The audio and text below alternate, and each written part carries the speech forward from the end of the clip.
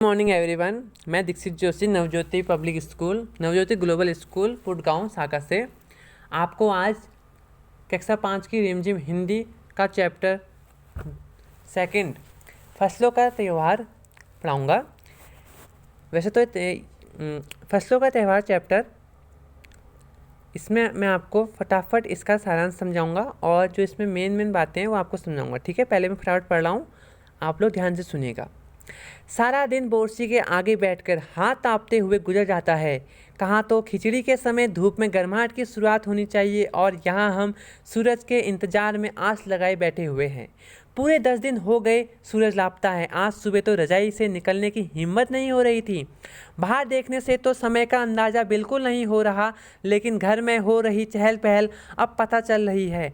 रह रहकर कानों में कभी चापाकल के चलने और पानी के गिरने की आवाज़, तो कभी किसी के हाथ लगाने की आवाज़ आ रही थी। जा भाग के देख, कैरा के आता आइल की ना, आज ही लोग के उठे के नहीं का, बोल जल्दी तैयार हो खस, अब तो उठने में ही भलाई है। नहा धोकर हम सभी एक कमरे में इकट्ठा हुए। दादा और चाचा ने आज क्या सफ़ेद चकाचक मार लगी धोती और कुर्ता पहना हुआ है।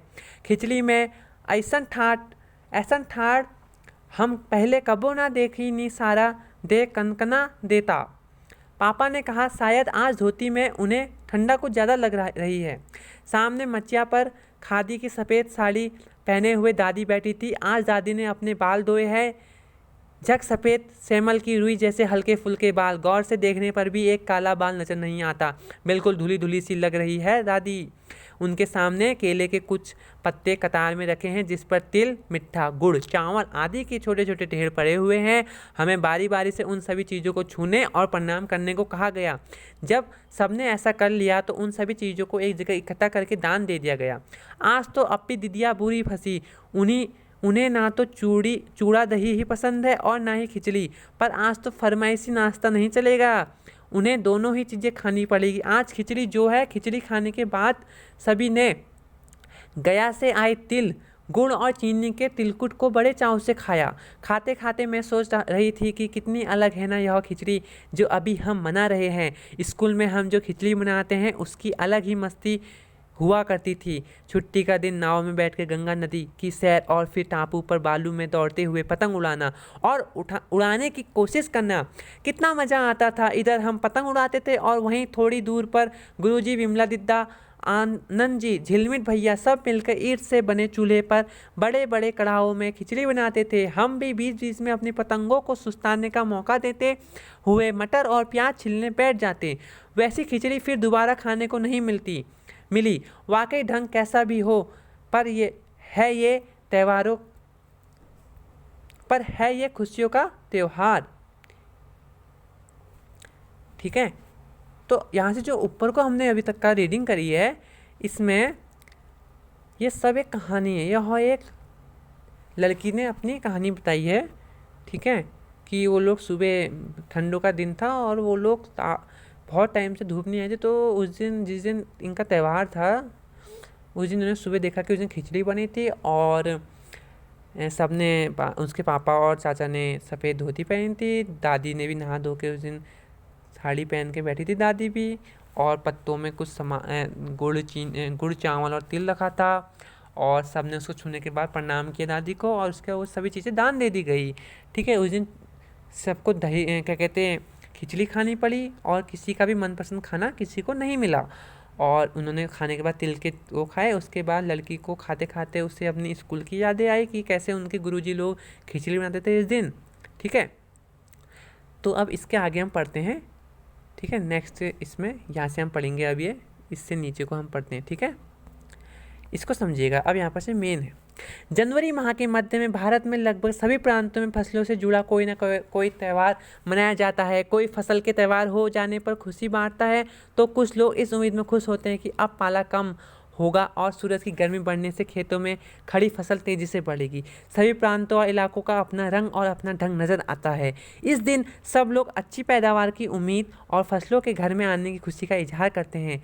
उत्तर प्रदेश, बिहार, मध्य प्रदेश में मकर संक्रांति या तिल संक्रांति असम में बिहू, केरल में ओणम, तमिलनाडु में पोंगल, पंजाब में लोहड़ी, झारखंड में सरहुल, गुजरात में पतंग का पर्व सभी खेती और फसलों से जुड़े त्यौहार है। इन्हें जनवरी से मध्य अप्रैल तक अलग अलग समय मनाया जाता है। झारखंड में सरहुल बड़े जोश खरोश के साथ मनाया जाता है। 4 दिनों तक इसका जश्न चलता है रहता है। अलग अलग जनजातियाँ इसे अलग अलग समय में मनाती है। संथाल लोग फरवरी मार्च में, तो औरांग लोग इसे मार्च अप्रैल में मनाते हैं। आदिवासी आमतौर पर प्रकृति की पूजा करते हैं। सरहुल के दिन विशेष रूप से साल के पेड़ की पूजा की जाती है। यही समय है जब साल के पेड़ों में फूल आने लगते हैं और मौसम बहुत ही खुशनुमा हो जाता है। इसके आगे हम फिर पढ़ते हैं, पहले आपको इतना समझाता हूँ। देखिए, भारत में जनवरी माह के मध्य में जो फसल क्या होता है, जो ये त्यौहार मनाया जाता है, वैसे तो साल भर में ये त्यौहार लोग बनाए जाते हैं, क्योंकि फसलों का त्यौहार है तो सब फसल अलग अलग टाइम पे उगती है। तो लगभग जनवरी माह के स्टार्टिंग में क्या होता है, ठंडा बिल्कुल बहुत ज़्यादा होता है। तो उसके बाद धीरे धीरे जो ठंडा है वो कम होता है। तो कुछ लोग इस उम्मीद में खुश होते हैं कि पाला कम हो रहा है, ठीक है, गर्मी बढ़ रही है और जो खड़ी फसल है तेज़ी से बढ़ेगी, जो उनकी खेतों में फसल खड़ी है तेज़ी से बढ़ेगी। और कुछ लोग इसलिए खुशी कि ठंडा कम हो रहा है, अब हम नई फसल लगाएंगे, तो उसके लिए मन्नतें मांगते हैं, ठीक है। तो उत्तर प्रदेश में जो ये त्यौहार, उत्तर प्रदेश, बिहार, मध्य प्रदेश की साइड में जो त्यौहार मनाया जाता है, मकर संक्रांति के नाम पे मनाया जाता है। मकर संक्रांति इसलिए मनाया जाता है तो ताकि इस दिन जो सूरज होता है ना, वह जो मकर रेखा है उसको वो कर देता है, उसको शायद से, मेरे ख्याल से उसको काटता है, या फिर हाँ, मकर रेखा में पहुंचता है। तो कहते हैं कि जिस दिन मकर संक्रांति होती है उस दिन से ठंडा धीरे धीरे कम होने लग जाता है, फिर गर्मियाँ स्टार्ट होने लग जाती है ना। तो ऐसे आसाम में बिहू, केरल में ओणम, ऐसी अलग अलग राज्यों में अलग अलग त्यौहार साल में अलग अलग टाइप से मनाए जाते हैं। जनवरी से मध्य, ये अप्रैल के मध्य में मनाया जाता है। कुछ त्यौहार साल के अंत में मनाए जाते हैं, ऐसा नहीं है, ठीक है। फिर देखिए नीचे अलग अलग जनजाति के लोग होते हैं। संथाल लोग फरवरी मार्च में मनाते हैं इसको, ठीक है। तो जो औरांग लोग होते हैं वो मार्च अप्रैल में मनाते हैं, ठीक है। और आदिवासी लोग क्या करते हैं, इस टाइम पे प्रकृति की पूजा करते हैं। जो प्रकृति मतलब जो हमारे आसपास का वातावरण, इसकी पूजा करते हैं, ठीक है। और जो सरहुल के दिन, जो झारखंड में सरहुल बनाए जाते हैं, झारखंड के लोग, वो लोग साल की वृक्ष की पूजा करते हैं। साल का पेड़ बहुत ही काम का होता है। साल के पेड़ की लकड़ियों से फर्नीचर्स भी बनाया जाता है, ठीक है। फिर पढ़ते हैं, स्त्री पुरुष दोनों ही ढोल मंजीरे लेकर रात भर नाचते गाते हैं। चारों ओर फैली हुई छोटी छोटी घाटियाँ, लंबे लंबे साल के वृक्षों का जंगल और वहीं आसपास बसे छोटे छोटे गांव, लिपे पुते करीने से बुहारे और सजाए गए अपने घरों के सामने लोग एक पंक्ति में कमर में बाहें डाल के नृत्य करते हैं। अगले दिन वे नृत्य करते हुए घर घर जाते हैं और फूलों के पौधे लगाते हैं। घर घर से चंदा मांगने की भी प्रथा है, पर चंदे से मालूम है क्या मांगते हैं, मुर्गा, चावल और मिश्री। फिर चलता है खाने पीने और खेलों का दौर। तीसरे दिन जाके पूजा होती है। फिर इसके बाद लोग अपने कानों में सरई का फूल पहनते हैं। इसी दिन से बसंत ऋतु की शुरुआत मानी जाती है। धान की भी पूजा होती है। पूजा किया हुआ आशीर्वादी धान अगली फसल में बोया जाता है। तमिलनाडु में मकर संक्रांति या फसलों से जुड़ा त्यौहार पोंगल के रूप में मनाया जाता है। इस दिन खरीफ की फसलें चावल, अरहर आदि कटकर घरों में पहुंचती है। लोग नए धान कूट के चावल निकालते हैं। हर घर में मिट्टी का एक नया मटका लाया जाता है और जिसमें नए चावल, दूध और गुड़ डाल के उसे पकाने के लिए धूप में रख देते हैं। हल्दी शुभ मानी जाती है, इसलिए साबुत हल्दी के मटके के मुंह के चारों ओर बांध देते हैं।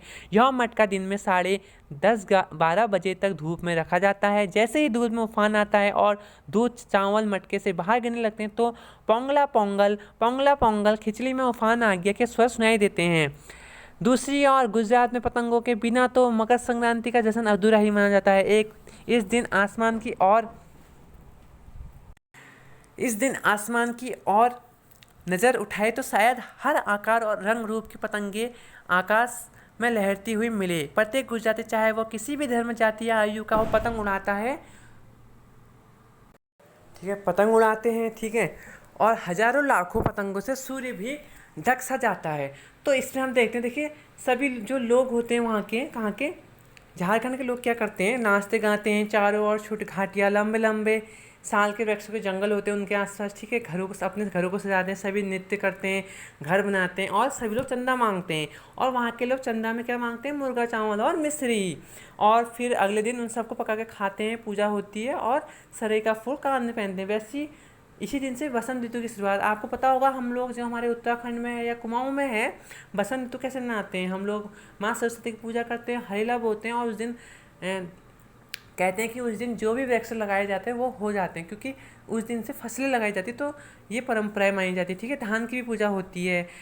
और क्या कहते हैं, उस दिन हम लोग भी क्या करते हैं, जैसे फूल, हमारे वहाँ फूल दी छम्मा दी होते हैं, बच्चे लोगों घरों में जाते हैं, चावल और वो डालते हैं और उनसे फिर सभी लोग बच्चों को गुड़ वुड़ देते हैं। तो ऐसे त्यौहार सभी सभी सभी धर्मों में, या सभी हम ये कह सकते हैं जो जातियाँ होती है उनमें सभी का अलग अलग वो है, क्या कहते हैं, धार्मिक परंपरा है, ठीक है। तमिलनाडु में मकर संक्रांति जो होती है वो पोंगल के रूप में मनाई जाती है, क्योंकि मतलब यार जैसे हम कह सकते हैं तमिलनाडु के लोग मकर संक्रांति को पोंगल, उनका पोंगल होता है जब वो बनाते हैं, ठीक है। उनके वहाँ खरीफ की फसलें तैयार होती है उस टाइम पे, ठीक है। उनके वहाँ मटका लाया जाता है और उसमें दूध गुड़ और चावल डाल के वो लोग उसे ढक्कन में क्या लगाते हैं, हल्दी लगाते हैं, जो एंटीबायोटिक मतलब एंटी क्या होती है, वो होती है जो मतलब कीटनाशक, क्या कहते हैं, जो तुम्हारा वो होता है ना खाने को, उससे बचाती है। किससे बचाती है, संक्रामक कीड़ों से, मतलब बैक्टीरिया से बचाती है वो। उससे पूरा कच्ची हल्दी जो होती है उसको पूरे मटके में लगा देते हैं और जैसे ही वो धूप में गर्म होकर पकता है तो उससे आवाज़ आती है। किसी आवाज़ आती है उससे, पोंगला पोंग करके, ठीक है। और वहीं जो गुजरात वाले लोग होते हैं वो लोग मकर संक्रांति को कैसे मनाते हैं, वहाँ पतंगे उड़ाई जाती है। और हर गुजरात का ट्रेडिशन है, मतलब वहाँ की परंपरा है कि वहाँ पतंगे रोज़ कोई ना कोई वहाँ उड़ाता ही उड़ाता है, ठीक है। आगे बढ़ेंगे। अब आता है कुमाऊँ। तो कुमाऊँ ये हमारे लिए फेमस, क्योंकि हम लोग कुमाऊँ के हैं, तो इसको मैं फटाफट एक बार पढ़ता हूँ, इसको फटाफट समझाते रहता हूँ, ठीक है। कुमाऊँ में मकर संक्रांति को घुघुतिया कहते हैं, ठीक है। हमारे यहाँ घुघुतिया का त्यौहार कहते हैं, हमारे वहाँ मकर संक्रांति कम ही कहते हैं, हमारे वहाँ कहते हैं घुघुतिया का त्यौहार आ गया। इस दिन आटे और गुड़ को गूंथ के पकवान बनाए जाते हैं, आपको पता ही है, ठीक है। डमरू, तलवार, दालिम का फूल आदि बनवाते हैं, उनको फिर तलते हैं, एक माला में पिरोया जाता है। माला के बीच में संतरा और गन्ने की गड्डी डाली जाती है। पता ही है आपको, माला जब बनाते तो आजकल तो उसमें और चीज़ें भी डाली जाती है। यह काम बहुत बच्चे ज़्यादातर घरों में बच्चे ही मालाएं बनाते हैं, ठीक है। बच्चों को माला दी जाती है और बहुत ठंड के कारण पक्षी पहाड़ों में चले जाते हैं, तो बच्चे उन्हें आवाज़ या गाना गा के बुलाते हैं, ठीक है। गाना क्या गाते हैं, कौवा आओ घुघुत आओ, ले कौवा बड़ो मके दे सोने का घड़ो। कौवा आ, घुघुत, घुघुत क्या है, घुघुत एक पक्षी का नाम है, उससे आओ कहते हैं। कौवा ले तू बड़ा खा, मुझे दे घोड़े सोने का घड़ा, मुझे एक सोने का घड़ा दे। खा ले पूरी, मके दे जा सोने की छुरी। ले मैं तेरे लिए पूरी लाया हूँ, तो पूरी खा और मुझे सोने की एक छुरी दे जा, मतलब चाकू दे जा। इसके साथ ही जिस चीज़ की कामना वो मांगते हैं, इसके साथ ही बच्चे मन्नतें मांगते हैं, है ना। कितने अलग अलग अंदाज मकर संक्रांति को मनाने के, कहीं दूध चावल और गुड़ की खीर बनती है, तो कोई 5 प्रकार के, कहीं अनाज की खिचड़ी बनाते हैं, वहीं कहीं लोग खिचड़ियाँ भी बनाते हैं, ठीक है। हमारे यहाँ खिचड़ी का ट्रेडिशनल परंपराएं भी हैं। और कहीं कहीं लोगों का सैलाब नदी में स्नान के लिए उमड़ पड़ता है। इस दिन लोग नहाने भी जाते हैं धार्मिक स्थानों पे। लोग ठंड से ठिठुरते रहेंगे, पर बर्फीले पानी में कम से कम एक डुबकी तो ज़रूर लगाएंगे। हाल यह होता है कि इन जगह पर तिल रखने की भी जगह नहीं होती। मतलब इसका मतलब यह है कि जैसे जहाँ पर धार्मिक स्थलों पर लोग नहाने जाते हैं, तो वहाँ पर इतनी भीड़ होती है कि आप एक तिल का दाना भी नहीं रख सकते हो। ये एक बात कही गई है कि तिल का दाना तो बहुत छोटा था, लेकिन मतलब बात कही गई कि इतनी भीड़ होती है कि आप वहाँ पर एक तिल के दाने को भी नहीं रख सकते, इतनी भीड़ होती है, ठीक है। और कहते हैं कि इस दिन पानी में तिल डालने से या तिल का दान करने से, आग में तिल डालने से, ठीक है, विशेष पकवान बनाना विशेष महत्व रखता है। इससे सुख समृद्धि होती है। अब इसमें पूछा गया है तुम्हारे घर या इलाके में इस त्यौहार को कैसे मनाया जाता है, आपको बताना है, ठीक है। ये त्यौहार ये भी आपका ख़त्म हो गया चैप्टर। इसमें मैं आपको थोड़ा बहुत समझा देता हूँ। ये आपकी एक्टिविटी है, मौसम का अंदाज़, ये आपको खुद ही करना है, ठीक है। इसमें भाषाएं लिखिए आप। इसमें खिचड़ी से क्या मतलब लगा रहे हैं, आपको तो पता ही है खिचड़ी कैसे बनती है। 3-4 टाइप के अनाजों को उबाल के खिचड़ी बनाई जाती है, ठीक है। क्या कभी ऐसा हो सकता है कि सूरज बिल्कुल ही ना निकले? ऐसा कभी हो नहीं सकता कि सूरज बिल्कुल ही ना निकले। सूरज तो रोज़ निकलता है, लेकिन बादलों की वजह से वो छुप जाता है। ठीक है, बाहर देखने के समय का अंदाज़ा क्यों नहीं है? जिनके पास घड़ी नहीं होती, अभी ये पूछा है कि जिनके पास घड़ी नहीं होती, जिसके पास घड़ी नहीं होती होगी वो पहले के टाइम के लोग सूरज को देख के अनुमान लगाते थे। ठीक है, उसके बाद ये आपकी सब वो है, क्या कहते हैं, एक्टिविटी है। फिर अन्न के बारे में आपको थोड़ा बता देता हूँ। फसल के त्यौहार पे तिल का बहुत बड़ा महत्व होता है। तिल का किन किन रूप में इस्तेमाल किया जाता है पता करो। तिल आपको पता है खाने में, पूजा में प्रयोग होता है। तिल के, सफ़ेद तिल के क्या बनाए जाते हैं? रेवड़ी बनती है। ठीक है, मीठी चीज़ें बनती है, वो आप लिख सकते हैं। क्या तुम जानती हो कि तिल से तेल बनता है? हाँ, हम जानते हैं, लिख सकते हैं आप। किन, अगर आपको पता है तो। और किन चीज़ों तेल बनता है? तेल आपको पता है, सरसों का तेल भी बनता है। ठीक है, और किस चीज़ से तेल बनता है आप लिख सकते हैं। फिर एक्टिविटी है सब है आपकी। ठीक है, इसमें आपको यहाँ पर एक बंगाली खिचड़ी लिखा बनाने का वो दे रखे हैं। ठीक है, तो आपका ये पाठ ख़त्म हो चुका है, फसलों का त्यौहार। धन्यवाद।